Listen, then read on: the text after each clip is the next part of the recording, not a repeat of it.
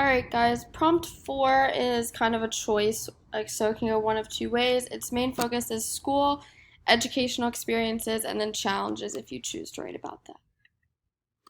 The prompt itself says, describe how you have taken advantage of a significant educational opportunity or work to overcome an educational barrier you have faced.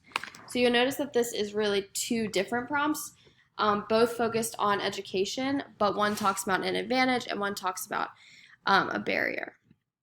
So what exactly do you write about? You're writing about that educational experience.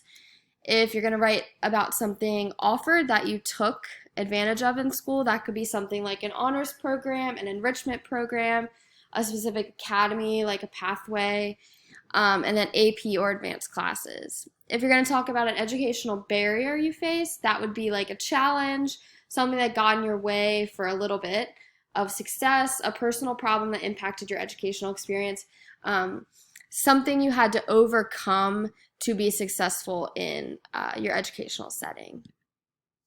So what exactly do we write about that? Again, if you're talking about something offered you took advantage of in school, you would talk about how it helped prepare you for your future, how it added value to your educational experience, and how it made you feel happy or excited. If you're talking about an educational barrier you face, you'll be talking about how you overcame or strive to overcome it, how it shaped you as a student and a person, and what personal characteristics or skills you had to use to solve or overcome that barrier. Keep in mind that both of these prompts, you still need to reveal what kind of growth you had as a person, and something significant about you. So while you're talking about this advantage or this barrier, you need to bring it back to how it impacted you.